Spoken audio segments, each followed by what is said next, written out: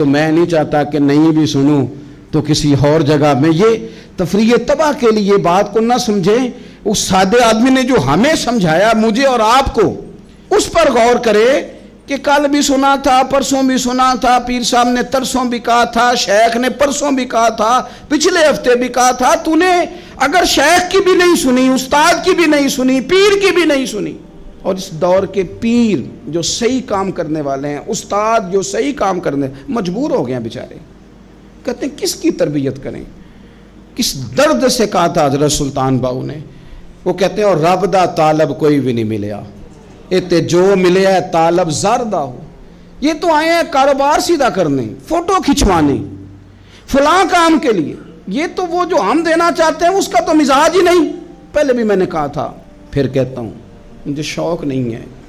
خدا مجھے معاف کر دے اس دن سے پہلے جس دن یہ شوق ہو کہ میں سویرے جاؤں گا تو نوٹ لاؤں گا, تو شام جاؤں گا تو نوٹ لاؤں گا. یہ شوق نہیں ہے, طبیعت نہیں ہے, من نہیں چاہتا.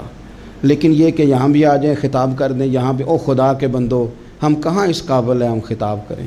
ہم نے تو نا جی ایک اذان دینی شروع کی ہوئی, صبح و شام ایک اذان پڑھتے ہیں, ہے یہ پیغام حضرت احمد رضا کہ بارگاہ نبی کے رہو با وفا. ہم تو کہتے ہیں ادھر آ جاؤ, ٹھوکریں کھاتے پھرو گے ان کے در پہ آ پڑو, قافلہ تو اے رضا اول گیا آخر گیا. ہم تو کہتے ہیں ادھر آؤ, اللہ رسول کی بارگاہ کی طرف رجوع کرو.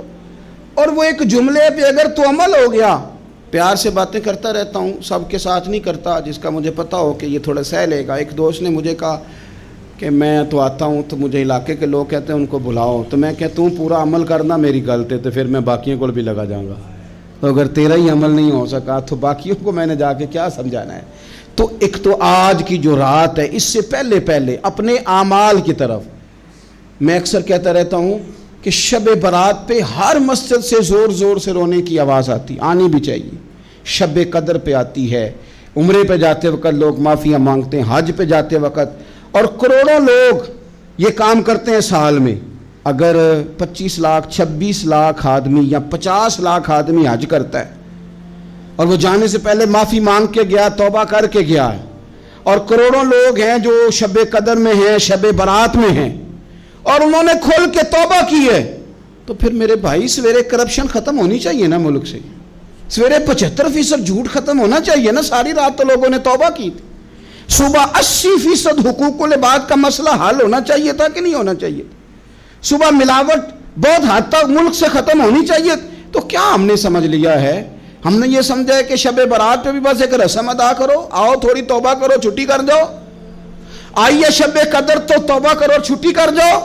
کیا یہ ہم نے مطلب سمجھ لیا؟ حج کرنے گئے, رب کی بارگاہ میں حاضر ہوئے, رسول کریم کی بارگاہ سے بھی جو ہو کے آ جائے اور بدلے ہی نہ, وہاں تک جائے اور بدلے ہی نہ. مدینے گئے, کعبے گئے, کربلا گئے, جیسے گئے تھے گھوم پھر کے ویسے ہی آ گئے. نتیجہ کیا ہے؟ اپنی زندگی نتیجہ خیز بنائیں. آج اس خوبصورت موقع پر جب شب برات ہمارے سامنے کھڑی ہے, اپنے ذہن میں تہیہ کریں کہ اب ہم نے بدل جانا ہے. شوگر ہو جائے تو بدلنا پڑتا ہے, اللہ معاف کرے, چینی چھوڑنی پڑتی ہے, من پسند مٹھائیاں چھوڑنی پڑتی ہیں, بدلنا پڑتا ہے. بلڈ پریشر ہو جائے تو یارو بدلنا پڑتا ہے. اگر انسان کو خدا نہ خواستہ کوئی مرض لگ جائے تو بدلنا پڑتا ہے. اولاد پیدا ہو جائے تو بدلنا پڑتا ہے. گھر میں بیٹیاں پیدا ہو جائیں تو بوڑھے باپ کو بدلنا پڑتا ہے. بال سفید آ جائیں تو پھر بھی تو بدل جانا چاہیے نا. انسان کی عمر 40 سال ہو جائے تو پھر بھی تو بدل جانا چاہیے. شب برات پہ توبہ کرے تو پھر بھی تو بدل جانا چاہیے. اب بدل جائیں, اب ہم بدل جائیں. اب نہ درد ہوتی ہے, گاڑی میں بیٹھیں تو کمر پہ درد ہوتی ہے. اب ہم بدل جائیں. اب لوگ بتاتے ہیں تیرے بال سفید ہونے لگ گئے, اب ہم بدل جائیں. اب لوگ ہمیں کہتے ہیں بچے جوان ہو گئے, اب ہم بدل جائیں نا یارو. اب لوگ ہمیں کہتے ہیں کہ اوہو, اب تو آپ اٹھتے وقت زمین پہ پہلے ہاتھ رکھتے ہیں پھر اٹھتے ہیں. اب بدل نہ جائیں. اب محسوس ہوتا ہے کہ نیند گہری نہیں آتی, اب محسوس ہوتا ہے کہیں کہیں جسم میں تکلیف ہے. اب بدل نہ جائیں. اب نہ کئی کلاس فیلو چلے گئے دنیا چھوڑ کے، بدل نہ جائے۔ اپنے بہن بھائیوں میں سے کئیوں کا جنازہ پڑا، بدل نہ جائیں۔ ہم میں سے کئیوں نے ماں باپ دفن کر دیے، پھول ڈال دیے قبروں پہ، بدل جائیں۔ اب وقت تھوڑا رہ گیا، اب کچھ تبدیلی کی طرف آئیں، اب توبہ صحیح والی کر لیں، اب استغفار دل سے پڑھ لیں، اب تبدیل ہو جائیں، اب اپنے اندر باہر کچھ تبدیلیاں لائیں، اب اپنے ظاہر اور باطن کو سنواریں۔ اب اللہ رسول کی بارگاہ میں جانا ہے نا، تو کہیں ایسا نہ ہو شرم آئے حضور کے سامنے کھڑے ہوتے، حیا آئے نبی کریم کی بارگاہ میں کھڑے ہوتے۔ اب کچھ تبدیلی لائیں، آج ارادہ کریں کہ آج جو توبہ کریں گے وہ صحیح والی کریں گے، آج جو وہاں استغفار کریں گے اللہ کے حضور حاضر ہو کے تو وہ صحیح والا کریں گے۔ اب کچھ تبدیلی کا مزاج لائیں۔ اور پھر ایک اور بات بھی عرض کروں، ہمارے ذاتی تعلقات سارے دھوکہ ہیں، ہماری جیبوں میں مال سارا دھوکہ ہے، ہمارے بلند و باغ دعوے سارے دھوکہ ہیں، ہمارے بڑے بڑے رتبے سارے دھوکہ ہیں۔ بڑے تعلقات تھے بیٹے کے، پر ماں بیمار تھی تو اسے صحت تو نہیں تعلقات کی وجہ سے مل سکی۔ بڑے تعلقات تھے نا بیٹے کے، لیکن جب بیماری زور پکڑ گئی تو پھر کیا کر سکا کوئی۔ بڑے تعلقات تھے، بڑا پیسہ تھا جیب میں، بڑا کچھ تھا، لیکن جب جناب اسرائیل آئے تو پھر کوئی کچھ بھی نہ کر سکا، پھر اپنے رہ گئے، اور جس کو جانا تھا وہ سب چلے گئے۔ تو یہ جتنی چیزیں ہیں نا، یہ کچھ نہیں ہیں، یہ دھوکہ ہے۔ سچ صرف اللہ رسول کی ذات ہے، حقیقت صرف دین ہے، اصل صرف وہ بارگاہیں ہیں۔ دھوکے میں نہ زندہ رہو، چھوڑ دو یہ بات کرنی کہ بڑے تعلقات ہیں، چھوڑ دو یہ بات کرنی کہ بڑا پیسہ ہے، چھوڑ دو یہ بات کرنی کہ برادری قبیلے علاقے میں بڑا، اور کچھ بھی نہیں ہے۔ کل من علیہ فان، ہوئے نامور بے نشاں کیسے کیسے۔ دیکھو زمین کھا گئی، نوجوان کیسے کیسے۔ میں مولانا نورانی کی قبر پہ کھڑا تھا تو میں کہہ رہا تھا مقدور ہو تو خاک سے پوچھوں کہ اے لئیم تو نے وہ گنج ہائے گرا مایا کیا کیے، اتنے بڑے لوگ تو لے گئی، اتنے بڑے لوگ قبروں میں کدھر گئے؟ سلطان محمود غزنوی کہاں ہیں؟ شہاب الدین غوری کہاں ہیں؟ وہ لوگ جو میدانوں میں آ کے صرف ان کا نام لیا جاتا تھا تو دنیا کانپ جاتی تھی، وہ کہاں گئے؟ اٹھ گئے سب لوگ، چلے گئے، ختم ہو گیا معاملہ۔ وقت اب ہماری طرف بڑھ رہا ہے، اب تیزی ہے، اب پیغام اجل آیا، کئی ہمارے ارد گرد سے اٹھا کے لے گیا، اب ہمیں بھی تو واپس لوٹنا ہے نا، تو کچھ تیاری کر لیں، کچھ ارادہ کر لیں۔ اور بارگاہ رب رسول کی اس طرح کی ہے کہ بس جانے کی دیر ہے، بس صرف جانے کی دیر ہے، صرف جانے کی۔ اور اللہ رسول کی بارگاہ دوستو وہ والی ہے کہ جہاں نا زیادہ منت بھی نہیں کرنی پڑتی۔ وہ جو 4-5 لوگ تھے نا مکہ مکرمہ میں، انہوں نے بہت ہی اسلام کی مخالفت کی حد کر دی تھی، ان کے لیے حکم ہوا تھا جہاں ملے قتل کر دو۔ اکرمہ تھے، ابن خطل تھے، کچھ اور لوگ تھے، تو پتہ ہے ان کو کسی نے مشورہ کیا دیا تھا؟ کسی کافر نے مشورہ دیا، پر پتہ صلاح کیا دی تھی؟ اس نے کہا تھا تم نے بڑی زیادتیاں کی ہیں، بڑے بے ادب ہو، کسی صحابی کے قابو نہ آنا، مار دیے جاؤ گے، اپنی خطاؤں کے سبب سے تم مار دیے جاؤ گے، لیکن اگر کسی طریقے چھپتے چھپاتے رسول پاک کی بارگاہ میں پہنچ جاؤ نا، اگر وہاں کسی طریقے چلے جاؤ۔ انہوں نے پوچھا معافی کیسے مانگیں گے، منہ کیسے دکھائیں گے، ہم نے اتنے ظلم کیے، اتنی زیادتیاں کی، کیسے معافی مانگیں گے؟ تو کہنے والے نے کہا کہ نہیں کچھ نہیں، تم بس کہہ دینا ہم آ گئے، اس سے زیادہ تو بات ہی کوئی نہیں، اتنا ہی تو صرف کہنا ہے، آ گئے، اور نہ آتے تو جاتے بھی کہتے، بس تم اتنا کہہ دینا ان العبد اذا اعترف ثم تاب تاب اللہ علیہ۔ نبی کریم علیہ السلام نے فرمایا بندہ جب آ کے کہتا ہے نا یا اللہ میں بھول گیا تھا، غلطی ہو گئی، ان العبد اذا اعترف، مان جو گیا ہوں، غلطی ہو گئی، جب کہتا ہے نا میں بھول گیا، ثم تاب، پھر وہ توبہ کرتا، تاب اللہ علیہ، اللہ دیر کرتا ہی نہیں، فوراً توبہ کو قبول فرما لیتا۔ ہمارے ہاں نا کچھ لوگ تو تباً سخت ہیں، اللہ معاف فرمائے، اور کچھ رد عمل کے طور پر سخت ہو گئے، کچھ باتیں دلوں میں بیٹھ گئی ہیں جنہوں نے طبیعتوں کو سخت کر دیا ہے۔ کبھی کہیں آپ بہو سے کہ چلو بوڑھی ساس سے اگر کبھی کوئی بات سخت نکل گئی ہے تو معاف کر دے، وہ تیار نہیں ہوتی، وہ کہتی ہے تمہیں پتہ نہیں میرے ساتھ کیا کچھ ہوا۔ کبھی ساس سے کہا جائے نا چلو بھول گئی تھی بچی تو آپ درگزر کر دیں، تو کہتے ہے تمہیں پتہ نہیں میرے اندر سختی کتنی آ گئی ہے، دکھ کتنے بیٹھ گئے۔ ہم نا طبیعتوں میں سختی کر بیٹھے، ہمارے دل دھڑکتے ضرور ہیں لیکن صرف اپنے بچوں کے لیے، ہمارے سینوں میں درد اٹھتا ضرور ہے لیکن صرف اپنوں کے لیے۔ ہم نے نا 2 4 5 6 باتیں جمع کر کے ان پر پورا ذہن بنا کے سخت ہو گئے ہیں، طبیعتیں سخت ہیں، دل سخت ہیں۔ میرے نبی پاک صلی اللہ تعالی علیہ وسلم نے فرمایا، یہ حدیث مسلم شریف میں موجود ہے، فرمایا جنت میں وہ لوگ داخل کیے جائیں گے جن کے دل چڑیوں کی طرح نرم ہیں۔ نرم دل کے لوگ، معاف کر دینے والے، جلدی مان جانے والے۔ ایک صاحب تھے، اپنے بھائی سے ناراض ہو گئے اور انہوں نے رشتے سے انکار کر دیا، پہلے ان کے بیٹے کی وہیں پہ نسبت تھی، انکار کر دیا۔ کئی لوگوں نے ان سے کہا، میں نے بھی کہا، تو وہ کہنے لگے پیر صاحب عزت بڑی کرتا ہوں آپ کی لیکن میں مرد ہوں، ایک دفعہ نہ کر دوں تو پھر ہاں نہیں کیا کرتا۔ تو میں نے اس صاحب سے کہا، میں نے کہا یوں نہ کر، اگر صبح قیامت تیرے بارے میں کوئی سخت فیصلہ آ جائے اور رب کو منانا ہو کسی مقام پر تو کیا کہے گا؟ بہانے بنا بنا کے ہم سخت ہو گئے، دل اتنے سخت پتھر کر لیے، میں فلاں ہوتا ہوں جی، میں نہیں دوبارہ کسی کی سنتا۔ اور خدا کے بندو، میرے نبی پاک علیہ السلام نے فرمایا مومن تو اس طرح ہوتا ہے جس طرح اونٹ کے ناک میں نکیل ہوتی ہے، بٹھا دو تو بیٹھ گیا، اٹھ جاؤ تو اٹھ گیا۔ اور حضور نے فرمایا وہ لوگ جو بہت بد اخلاق ہیں، جھگڑالو ہیں، فسادی ہیں، سخت دل ہیں، وہ لوگ جنت میں نہیں جائیں گے۔ جو جھگڑے کرتے پھرتے ہیں، جھگڑالو لوگ ہیں۔ عزیز دوستو، اپنی زندگی کے اندر طبیعت میں نرمی، اگر طبیعت نرم ہو گئی نا جی، مزاج میں نرمی آ گئی، تو پھر آپ محسوس کریں گے کہ آپ معاف کرتے بھی جلدی ہیں اور معافی دیتے بھی جلدی ہیں۔ پھر آپ کے تعلقات بچیں گے، آپ کی نسبتیں بچیں گی، آپ کے بہت سارے رشتوں میں قربت آئے گی، ٹوٹیں گے نہیں۔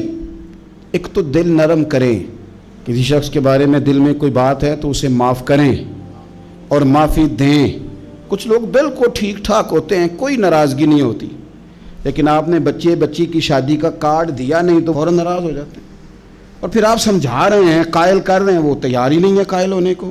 سنو، اور اس حدیث کو یاد رکھنا، نبی پاک صلی اللہ تعالی علیہ وسلم نے فرمایا جس کے پاس اس کا بھائی عذر لایا، بھائی معافی مانگنے آیا اور پھر اس نے معاف نہ کیا، اللہ کے حبیب فرماتے میرے حوض کوثر پہ نہ آئے۔ تو سخت ہو کے بیٹھ گیا ہے، تو کہتا ہے میرے سے پہلے سنے، میں آپ کو بتاؤں اس نے میرے ساتھ کیا کیا، اور ٹھہر جا۔